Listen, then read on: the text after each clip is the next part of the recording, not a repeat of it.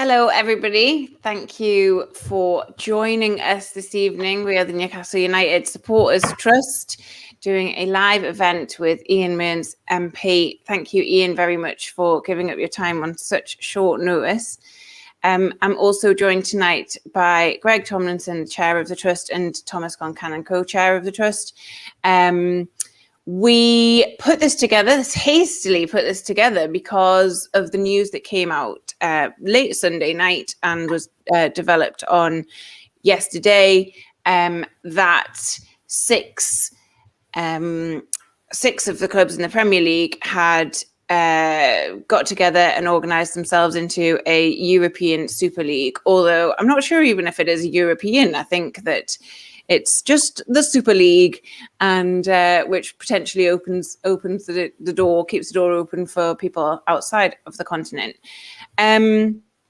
Really, really terrible idea, terrible execution, terrible logo, and we just kind of wanted to talk it through, answer any questions that come in. I'm going to take this overlay off now just so that you can see Greg and Thomas properly. We're not just keeping them in the dark.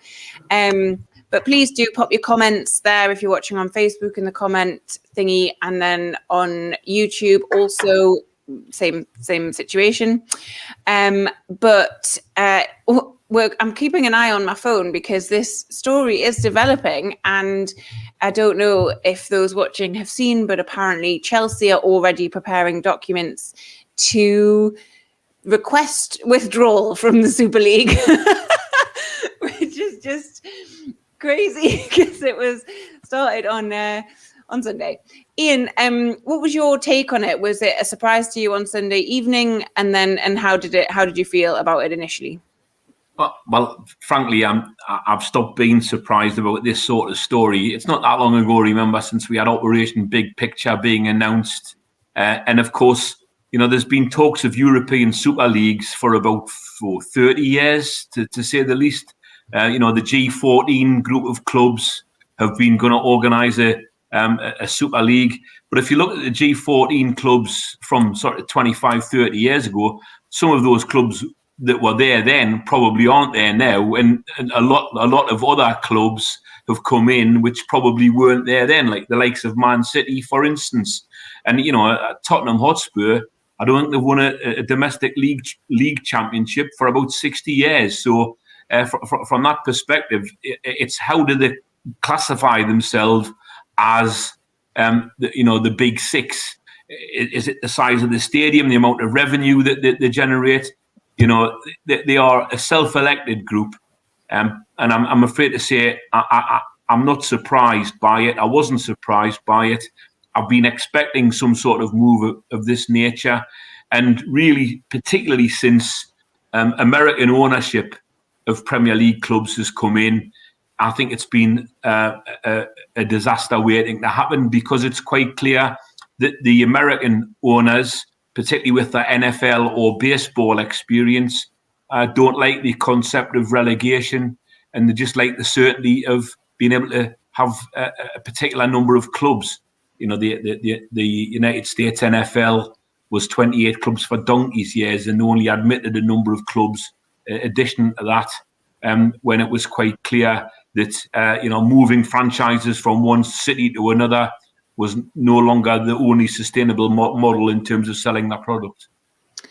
Yeah, it is. It's a sad fact, I think, of this whole thing. That and there are some comments here.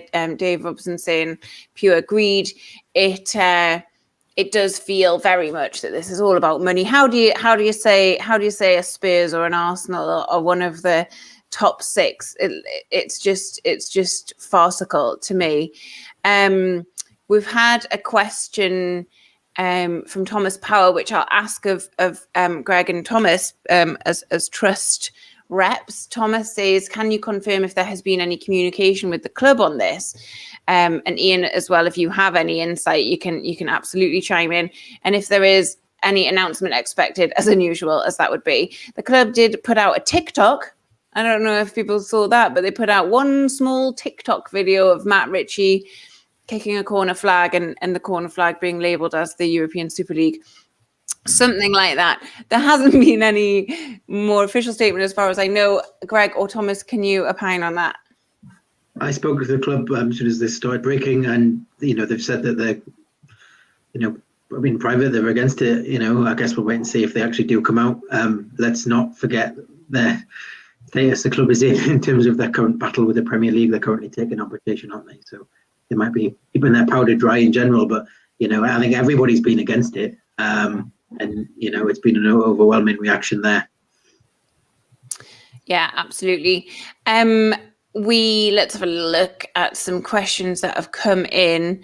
Getting a lot of questions about punishment. Now, Ian, I don't know if you have any ideas. Thomas, you as well. I want everybody to sort of get their voice heard here. David Reed saying, what punishments should be given to the quote-unquote top six when this ludicrous idea falls through? Well, House of Cards is already falling because Chelsea have popped their papers in for withdrawal. Ian, do you have a sense of any kind of punishment if this does go through, if it's the top six or now top five?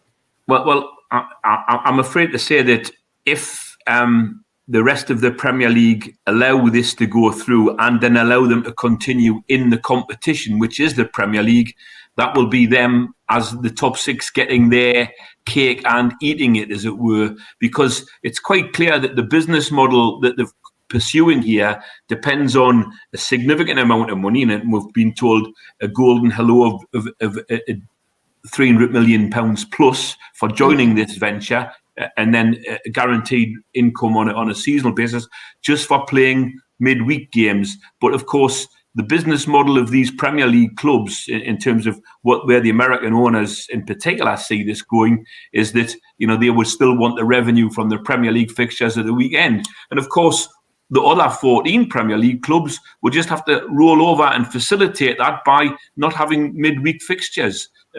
So I'm afraid to say that if they do go through with this, they'll have to be expelled from the Premier League. Yeah, I would agree with that. Thomas, you're nodding. Yeah, absolutely, totally agree.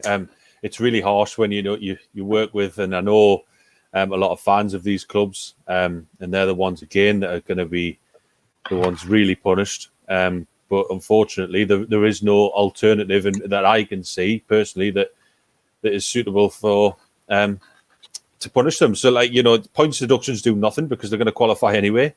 Fines do nothing because they're going to make a hell of a lot more money. The only thing you can do is chuck them out of the league. I really believe that, and I think you have to stand by, the 14 clubs that are quite clearly against this. And the fans of those clubs that have to sit back and watch this happen, and even the fans across the whole football pyramid that have to sit back and watch these six clubs get away with. I mean, how do you say to a Bury or a Wigan that these clubs are, these clubs can just get away with it and they face no punishment, and yet these clubs have just been chucked out the league and completely forgotten. You've got to look at fairness and you've got to punish them as hard as you possibly can to stop this happening in the future. Which whether it will or not, I don't know. But we need rid of these owners as soon as possible, and I think the only way to do that is by kicking them out of the league. Yeah. And what do you think about Ian? I'll come to you, and then Greg. What do you think about the idea that sanctions such as players can't play in international tournaments, for example? Do you think that would be sufficient punishment? Do you think that would matter to players who are still going to get a pretty hefty sum of money for being in this Super League? What do you think? Well, we're talking about players who've been signed by clubs or who've been at clubs since they were trainees, and then being put into a position that is not of their own making by their own ownership structure, and so therefore, I think to ban players would be extremely harsh on the individuals, but I'm wondering whether the contractual situation with the players themselves, that needs to be looked at, and the players, of course, now all represented by agents, need to be looking at that. If they want to play international football, it looks like they would have to leave those clubs under those circumstances. But I think we've got to think about it in terms of saying to players, you can play international football for the next 18 months, but after that, it be it on your own head. Because they're now put into a situation which is not of their own making. And of course, that would then give them a set amount of time in order to sort out their own contractual position, whether they stay at the club they're at or try and move to another club. It's very difficult. But at the same time, another way around it would be, rather than banning players, just don't select them. Yeah, that's a good point. You could do that. I mean, yeah, I don't know how that would work in practice. Jim Buchanan, who's watching this, says players' wages underpin the whole situation, and calling them blameless is false. I don't know if it's as if you'll excuse the term, black and white as that, because players don't command their own wages. That sits with agents, and that sits with and it sits with the leagues across the countries that have let this kind of spiral out of control. In my opinion, I don't know if they're blameless, but I also don't think I would really blame them for being kind of opportunistic of taking advantage of a system that has got out of control. Greg, you look like you want to speak. No, I think talking about the players. James Milner, actually, former Newcastle player, spoke really well last night.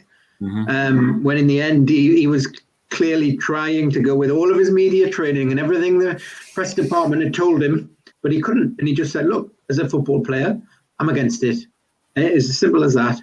And, I think he mentioned that they had no knowledge, they had no consultation. I'm pretty sure that is the case, These owners, in particular these American owners, but equally the owners at Tottenham and others, these are unscrupulous people. They don't care. They don't care about the players, probably, actually. They're just they're just their workers or whatever. They're just an asset to them, a high value asset to them. They don't care, really. It's a power grab. It's a money grab. Great, and now we can confirm that Newcastle United won the Premier League in 2012. That was obviously pleasing to know that. Now we can claim that title, but no. In all seriousness, the one thing I would say in general on all of this is let's not take our eye off the other issues. So there's a lot of issues that have caused these so-called Big Six. And notice that they call themselves the Big Six, not what used to be the top four or the top three or whatever, Big Six, whatever that so-called big means. Let's not take our eyes off the fact that there are problems with football. There are problems with football governance, and it needs to change. And this isn't the answer. In fact, this is the worst answer. This is not the way forward. But let's not take our eyes off the fact that there are other big problems in the game of football. Thomas, you've just alluded to some of them with the, what's gone on in the likes of Bury and Wigan and others. And my main plea is that all of us as football supporters mustn't take our eyes off the fact that it isn't just about stopping this Super League idea. There's far more bigger issues here as well, in general, in football, that we need to come together as supporters. And if we all work together, we can force change. Yeah, well, that leads quite nicely into, there are some more questions coming in, or maybe it doesn't lead quite nicely into, but I'm going to park for a moment because Ian, I'd like to talk to you about Oliver Dowden announcing that finally this fan-led review into football is going to go ahead. That was something that was in the Conservative Party manifesto in 2019. We have sat and waited. Ian kindly jumped on a YouTube, which you'll see on our channel last year around November time with Kev Miles of the FSA. And Thomas, I think you were there as well. And we talked about the fan-led review and what that would mean and how important it was. Well, God, now it's a reaction. It could have been a really proactive thing that could have really, used that opportunity a year ago, a year and a half ago. But now it's a reaction to a horrendous Super League that's been announced. But there's a couple of people in the comments saying Man City now, 10 green bottles to go. So apparently Man City so pulled out, although I haven't had that flash up on my phone yet where I have with the Chelsea one. So Atletico apparently pulled out. This is mad. As this is unfolding,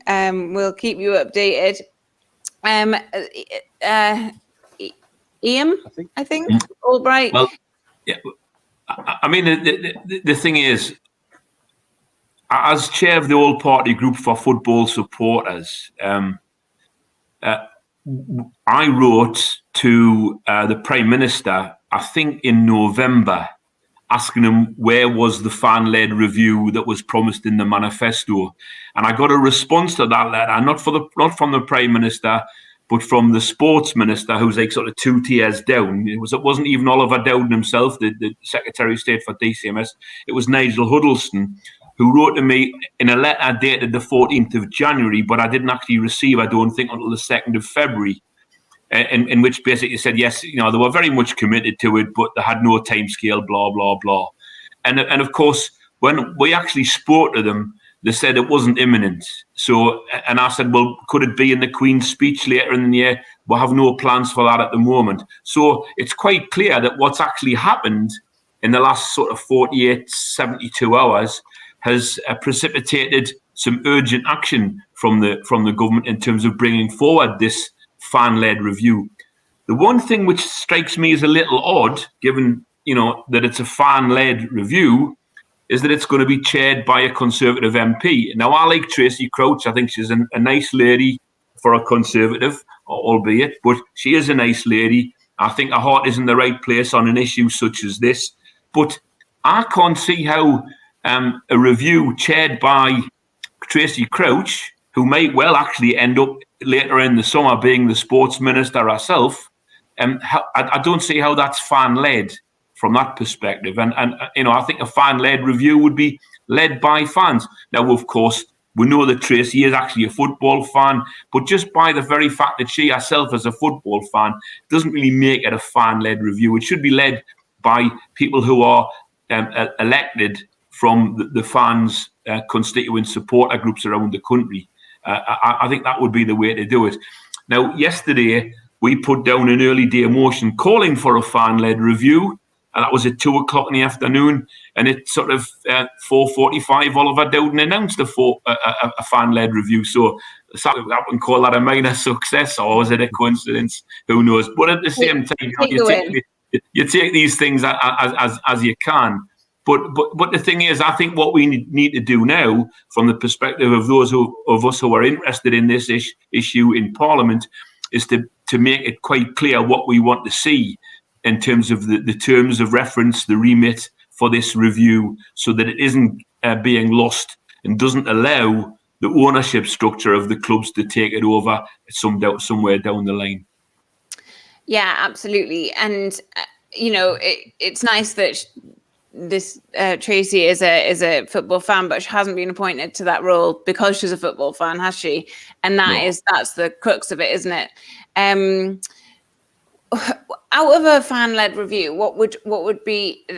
Would you want to see more regulation? Would you want to see an independent arbitrator of the Premier League, for example? What do you think? What kind of change do you think it could affect? Well, I think that the governance of football at all levels has left a lot to be desired. I mean, if you go down to the grassroots of the game, the county FAs still leave a lot to be desired, and haven't really kept up with the modern day game, including particularly things like women's football, boys and girls football at the junior level. It's taken them ages in order to be seen to be anywhere near progressive on those sort of issues and supporting those grassroots levels of the game. So I think it needs that root and branch thing from that county level all the way up. But it's also about the governance of the leagues.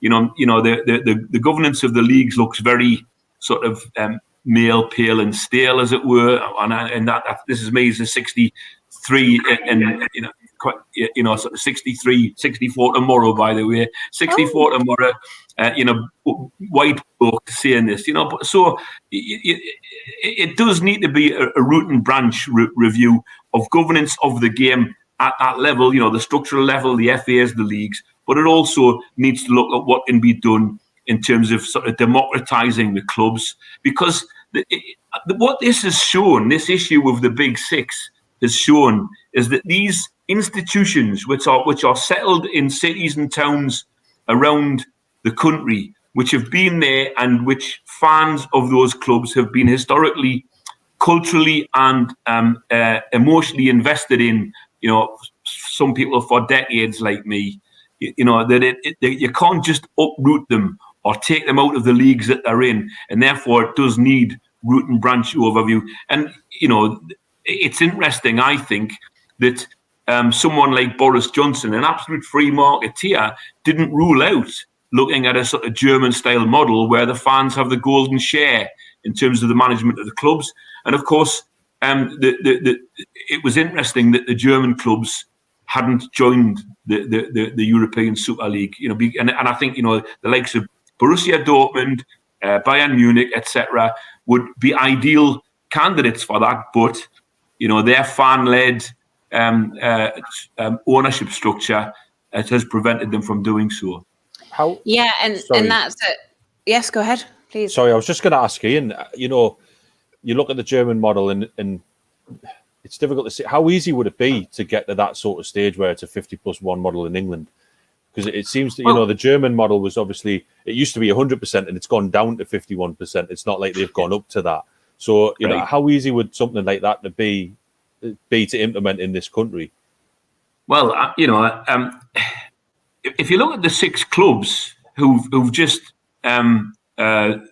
announced this breakaway, I think one thing that the government should seriously think about, given the fact that it's so much the importance of the fans and of the place in where those clubs come from, I think the government should actually think about nationalising those clubs and then selling off 49% of the shares and letting the fans have the other 51%. Well, for those fans that are interested in, trying to take back some control or affecting any kind of change, Newcastle United Supporters Trust last week launched 2 weeks ago. Time has got away from me. Less than 2 weeks ago, launched the 1892 pledge scheme, of which Ian is one of the guardians of the money. That the goal there, the website is scrolling along the bottom of the screen. The goal there is exactly this. We didn't see this coming, but in this iteration, in this form, but this is the way that the game has been going for a long time, and we as fans want to say it is. You touched on it there, Ian.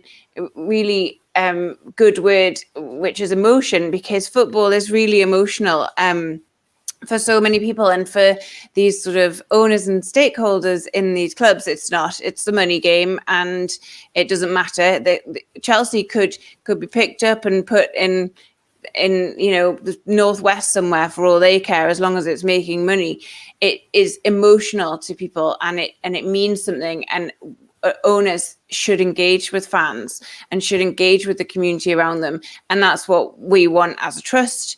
We're the biggest supporters trust in the country, and I would hope that this news over the last 48 hours would encourage people, even not Newcastle fans necessarily, to join their local supporters trusts, to recognise the power that an organised fan group can have, because it really is something. So if you haven't checked out 1892pledge.co.uk and you are horrified as we are at the news of the Super League, then please do go and have a look at it and pledge.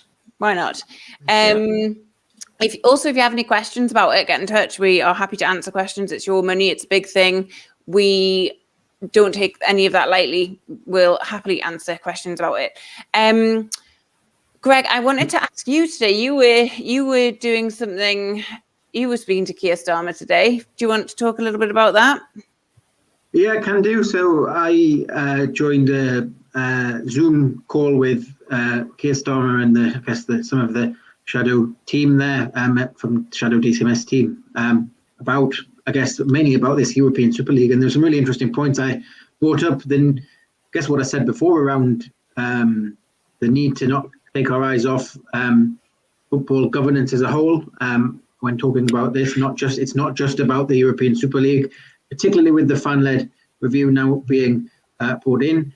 Clive Efford actually spoke really well as well around this idea around putting in place legislation or a mechanism.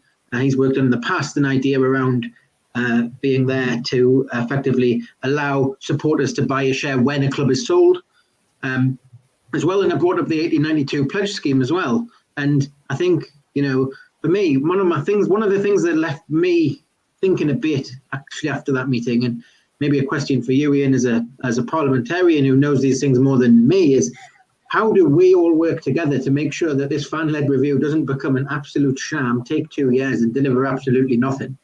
Because how many times have you heard the government say they're going to do a review, or they've done a review, and then absolutely nothing happens? Well.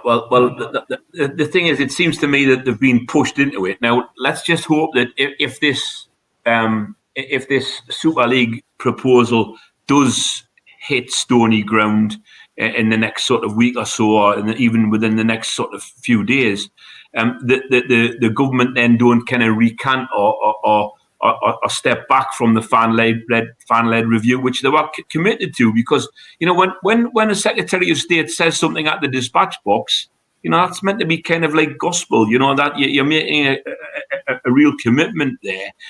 But I really do think that it's important that organisations like the Newcastle Supporters Trust work through the national representative organisations, and of course, that our all-party parliamentary group for football supporters has the Football Supporters Association as the secretariat. I work quite closely with Kevin Miles and Michael Brunskill and others at the Football Supporters Association. And we're already putting down markers to say that the FSA should be involved on behalf of fans around the country. In fact, Kevin Miles was in a Zoom meeting with the Prime Minister just this morning talking about this. So let's hope that we're putting those markers down. And I also think it's important though that we do try to grab hold of this whole agenda and don't let the government pass something off as a fan-led review, which quite obviously isn't, or patently obviously isn't. Yeah, that's the danger, isn't it? That it's a box-checking exercise, that there's all this uproar, there's all this talk on social media and in the news and stuff, and just horror about what's sort of been proposed, or not even proposed. It's not like Project Big Picture, which I'm sure we can also talk about. It's like we've done this, it starts in August. I'd hope that it's not just a like, oh God, well, let's appease people and we'll do the fan-led review. We're doing it now. It's going to be great. Let's hope that it is a meaningful thing. Greg? I just think, it's complex as well. So I think just picking back on Ian's point about it being fan-led, being so important, because you'll get fans from 92 football clubs around the room or more, and they'll have 92 different opinions because they've got 92 different issues facing themselves. Mm-hmm. And some of them are common, but a one-size-fits-all doesn't necessarily work here. And no. I guess the saying, obviously, is the proof of the pudding's in the eating. So we'll have to wait and see what comes there. One of the things that didn't fill me with confidence is I saw earlier when Oliver Dowden a few months ago was talking about some of the preparatory work he'd done, and he reeled off all these people he'd spoken to, and not one of them was a fan organisation. It didn't include the FSA, and I'm thinking fan-led. I was a bit skeptical, if I'm honest, at that point. But let's see. But all of us as trusts, we can work together, as with other trusts through the FSA, and we can have a strong voice here. Actually, if we all work together here. So. Yeah, it's and I think by the way, Greg, I think by the way, Greg, the work that fans individually or collectively can do in terms of lobbying their own MP, in terms of demanding a truly fan-led review, I think that is important. Let your own MP know that you think this is an important concept to be worked for. So, I think that is. Vitally important. And I think there's another thing, when we're talking about the big six, and by the way, that these attitudes aren't just the domain of the big six. But I mean, the big six, in talking about where they were going to market this product, they were talking about their existing fans as legacy fans. Legacy fans. In other words, something from the past something that's going to stay in the past. And their new fans, by the way, and how they saw this panning out, was that the market that they were aiming for in terms of raising the revenue to fund all of this wasn't the TV market in Europe. It was the TV market in Asia, in South America, in Central America, and in North America and Africa. So that's the way they saw it going, and the importance of their own fan bases. You talk Man United with a ground that holds 76,000 or whatever. Being legacy fans. How dismissive of people who've actually kept those institutions going for decades by just being there. Yeah, it's unbelievably arrogant, isn't it? The True Faith did a podcast, Norman, Alex, and Mike, that is out for free, sort of dissecting all this and talking about the total contempt and arrogance of these clubs for fans that have made them and brought them up to where they are. But you're right, Ian. It's not about filling Anfield full of people who will pay 40 quid for a ticket. It's about,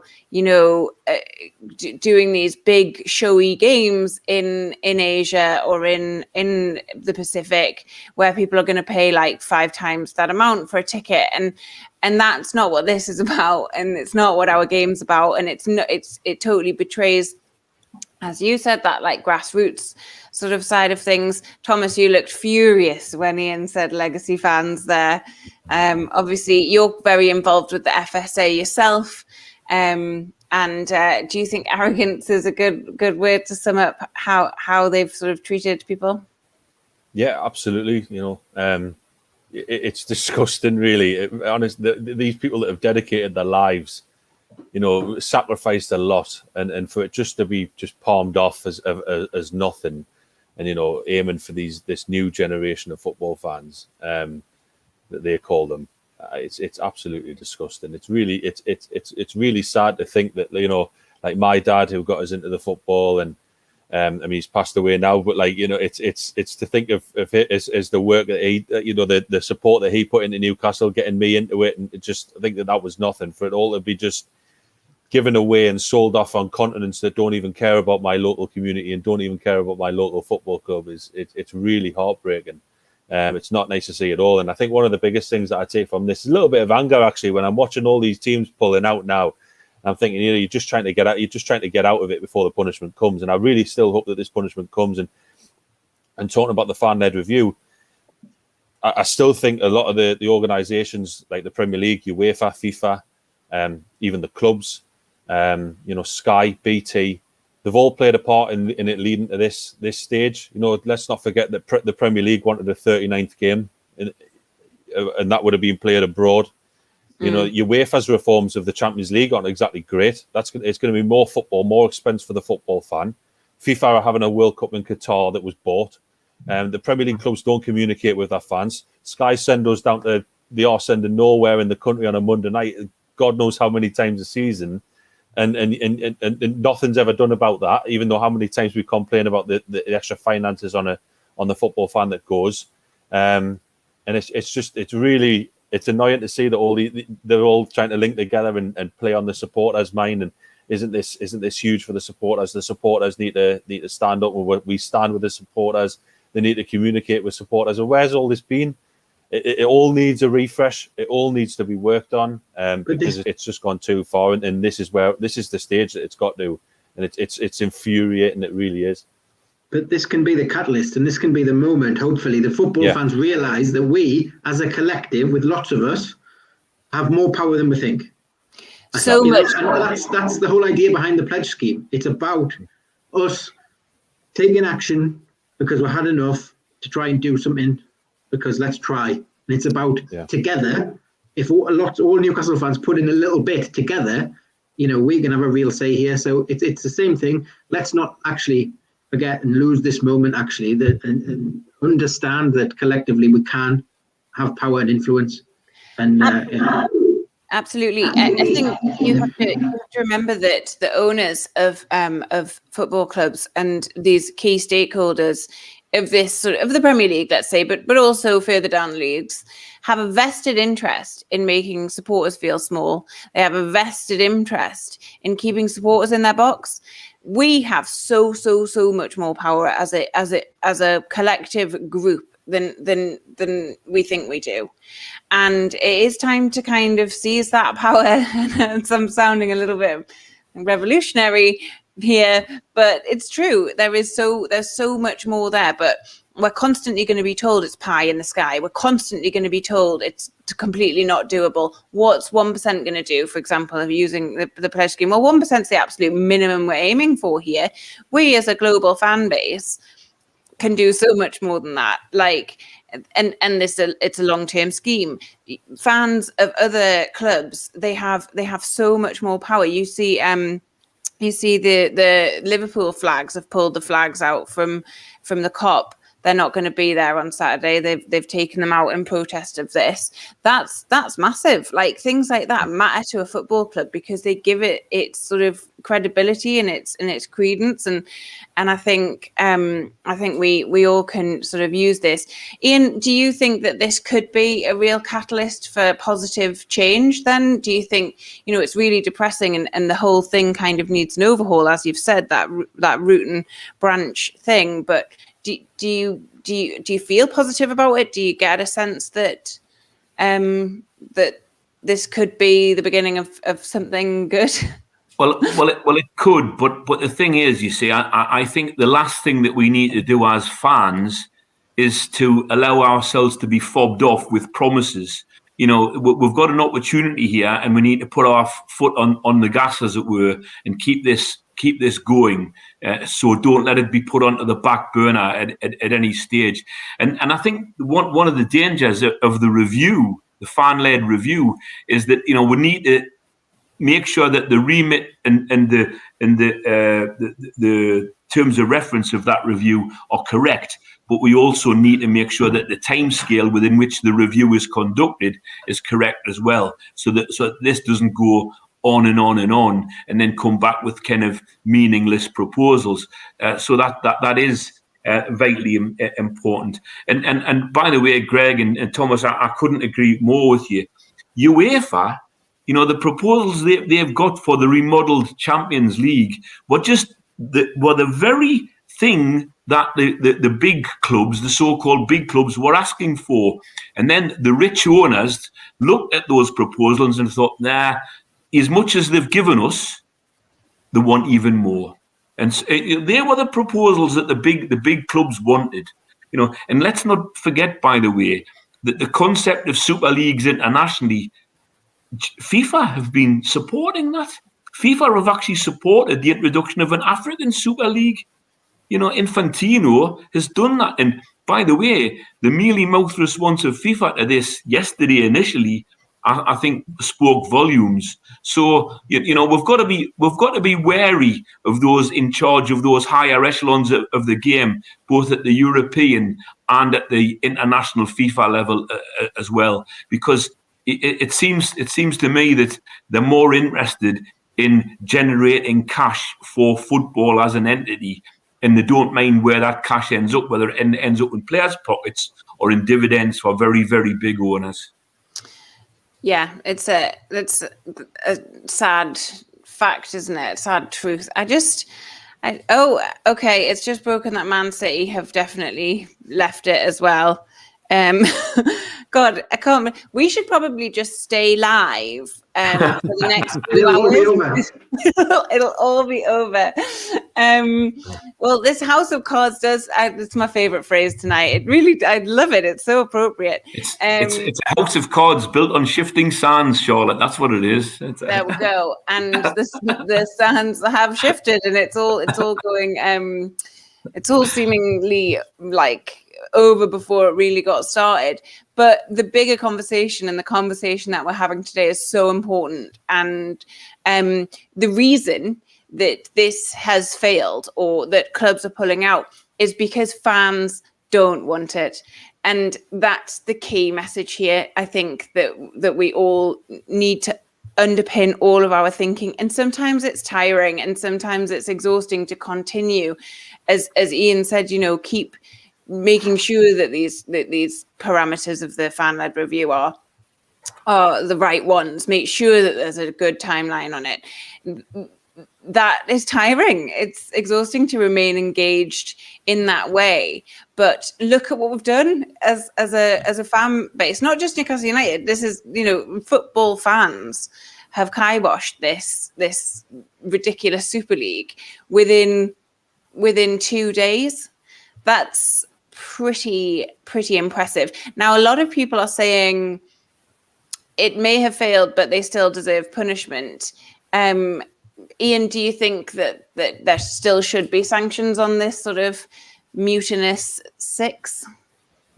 Well, I think it's interesting, by the way, that the other 14 clubs in the Premier League met today, and for once were unanimous in terms of a course of action, which is quite unusual, actually, at that level, because normally the owners of the other clubs, or actually owners of clubs generally, fight like cats in a sack, So it's good from that perspective. I think it's a question we need to think in a measured way. What sort of retribution needs to be handed out to these clubs, because they're not going away. They still will regard themselves as the big six, even though they're not. As I was saying earlier on, when was the last time Tottenham Hotspur won a league championship in this country? 1961, was it? I'm not sure, but it's about it's a good while ago.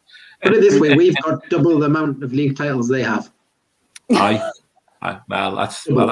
Yeah, but it's a shame that the last one was 1928, isn't it? That is very true. I've said it so many times, Greg. I'm 64 tomorrow, and I haven't won a domestic trophy in my lifetime. It's that sad. But I think also, though, that exemplifies how special Newcastle is as a club, because where else in the world is there a club that can command home crowds of 50,000 who haven't won a domestic trophy in over half a century? It is unusual and nowhere like it in the world. But we've got to capitalise on this situation, and I really do think we do need to think about punishment. Let's just say, for instance, you had a 12 points deduction for this season, right? So in other words, some of those clubs might not qualify for the Champions League. The likes of Leicester and that might jump up. Arsenal might be in a relegation battle. Yeah, it's interesting combinations like that. So something like that just for this season, but we need to be thinking about how that then goes.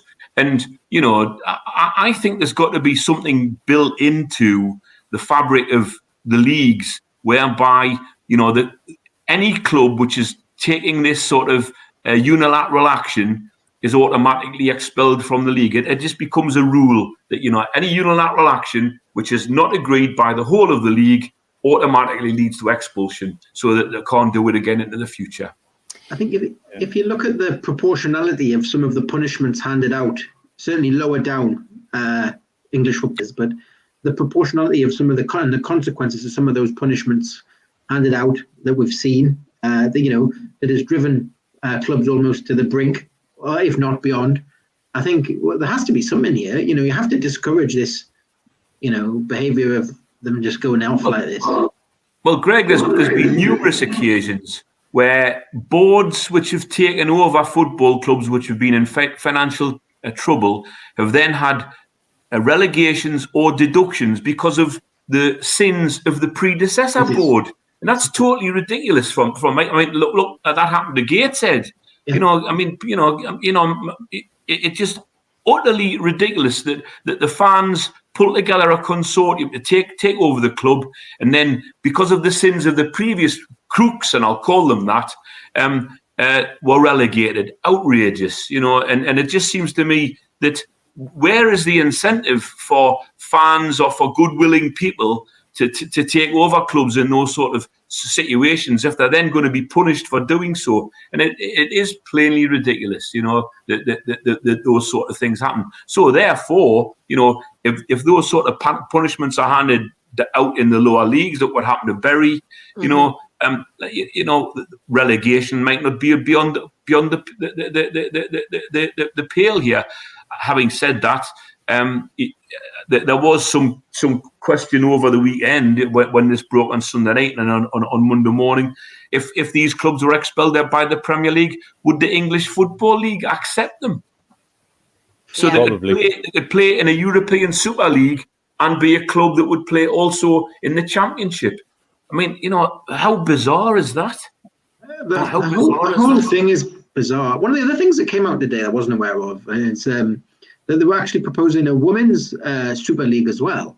Where they propel the women's. So Liverpool women's team apparently aren't very good, and they would all of a sudden be promoted above all of the other teams that are playing week in, week out, trying to vie to get. The growth of the women's game has been phenomenal, and it's one of the sad things actually. Newcastle, as great as the guys are there, that then don't have a higher level of women's football in the Northeast. We used to be a hotbed for it. Half the England team are from the Northeast, but none of them play in the Northeast anymore. But apparently, Liverpool's women's team is just one example. They're down in the doldrums. They would be pumped up, and all of a sudden would automatically be at the top forever. The whole thing is just absurd. It was things just chucked in to make it look a little bit sweeter, wasn't it? Yeah, exactly. The whole money coming down the pyramid and all that sort of stuff. And I think what the clubs have done, the clubs involved, I think they've anticipated some backlash from clubs that aren't involved, but I don't think they've anticipated the backlash of their own fans. Because fans love seeing successful football clubs, and we've seen it when we've gone to like Man City away and they'll sing at us. They'll sing, "Oh, we'll buy your club and we'll burn it down," just as like banter between teams, because they want the money they've got. They probably saw that as a way that the clubs would, the fans of these clubs would sort of support them through it. But I think it just highlights how bad it is, how bad an idea it is when even their own fans are protesting in the streets during a pandemic. I don't think they've anticipated that because they're just idiots. They don't understand football. It's as simple as that. And yeah, I agree. And we've done sort of 46 minutes and we started when there was a European Super League and now there isn't one. But somebody's written, David Reed has written, all these clubs are regretting it now. They've seen the backlash. It should be a lesson to them. So they've made a mistake. So that's their first warning. That's not enough for me. This isn't their first warning. We saw Project Big Picture last summer. There is going to be something else. There is already something else in the pipeline. This is not going away. There needs to be a proper sanctions on this. There needs to be independent oversight of this league. There needs to be so many things that aren't currently here. It's not good enough to say, "Oh, our plan didn't work, so that'll do." That, in my opinion, it's a child won't learn if you don't discipline the child, if you don't set boundaries, right? These clubs are like, oh, I've got an echo now, so it's very strange. These clubs are misbehaving children that need proper discipline, and I don't think it's enough that this just hasn't worked personally. Ian, your face when I said that. I'm glad you weren't my teacher, but having said that, my teacher used to beat the living daylights out of us when I was a kid. It's a long time ago, but there we go. No, I mean the thing is, I think now that we're looking at a review, and it looks like to me, leagues like the Premier League need to have a set of rules, contractually agreed rules, whereby clubs that want to play in that league are contractually bound to say that they won't go off and try to undermine the integrity of the league itself. Yeah. Because you've really what you've got is you've got a 20 club league with 6 Vipers in the nest.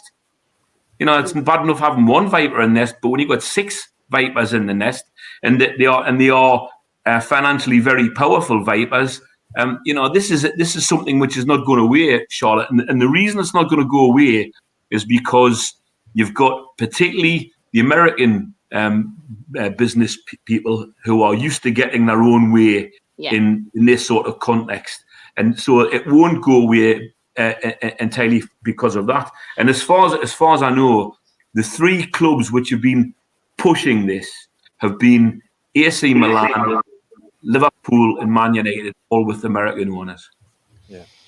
Yeah, it is. It's that sort of creeping franchisation type feel that we have all long suspected it was on the agenda at the very least. David Reed says you give your child one chance, then discipline. I'm saying they've had their chance. This is they already had their chance last summer. Operation Big Picture was that chance. Exactly right. They had their chance last year, and now something needs to change. And yeah, I think we've done 50 minutes. Has anybody else quit the Super League? I don't know, but probably. Barcelona are on the verge. Barcelona on the verge. Should do 5 more minutes and get them over the line. So okay, I think vital things, which is Uncle I'm not sure is a reliable source, but Stan Collymore is claiming that the whole thing's been cancelled. Right. Okay. Well. So they're all going to start suing each other, and that's how they'll make their money. Yeah, there you go. Yeah, Americans can be very litigious. Supposedly, I'll just add supposedly to keep myself from libel from the whole of America. Right, I think we'll probably wrap up there unless there's anything. Yeah, Thomas Power saying the clubs will come back and package this differently. Oh yeah, this has not gone away. I'm gonna put the little ticker on the bottom here. I'm gonna underline before we go, unless Thomas, Greg, Ian, you have anything else you'd really like to add right now? I mean, vital things there, as mentioned. I didn't mention the 92 clubs, but I think we alluded to them. I was talking about Gateshead, we've talked about Bury. But I mean, the ownership and the running of football clubs has got so many black marks over the decades. And, you look at actually non-league football now. Non-league football, particularly in the north of England, is littered with former league clubs. We really do need to do something to protect the integrity of our game and protect clubs at all levels. I've got no doubt about that whatsoever. It isn't just about the Premier League, the review, but of course, we're talking about the Premier League tonight because of this Super League breakaway proposal, which now seems to be a house of cards on shifting sands, Charlotte. Exactly. Talking of shifting sands, sorry to interrupt. Apparently, Ed Woodward has gone. Man United chief executive. Wow, this is. So it is literally falling down. I think we need to stay on. Yeah, I think we do. Maybe if we stay on like a marathon 48 hours, Mike Ashley will be gone somehow. Watched all the passionate rants and has given up. By the way, that is something that I think we should be thinking about, because, for instance, if this Super League proposal had gone ahead and these clubs had split away or, had got their own way, that would have devalued the Premier League significantly. And where would Mike Ashley's £305 million valuation of Newcastle United been then? So, I mean, as I keep saying, Mike Ashley needs to realise the value of the club is only what someone else is willing to pay for it. And the value of your assets can go down as well as up. Exactly right. All right, then. Well, Ian, thank you so much for joining us this evening. Greg and Thomas, thank you both as well for giving up your time. Reminder to everybody watching both live and after the fact, fans did this. The European Super League appears to have crumbled this evening whilst we've been live. Fans did that. There was uproar, there was horror, there was think pieces, there were videos, there were podcasts, there was removing of flags, there were groups organizing themselves. And when fan groups organize themselves and recognize their power, so much can be achieved. So please do look at 1892pledge.co.uk if you're a Newcastle fan or someone with Newcastle sympathies and you want to back our scheme. We are raising money to eventually buy a stake in Newcastle United because we believe that fan representation within the club is the way forward to stop this kind of greedy, horrible nonsense that we've seen over the past few days.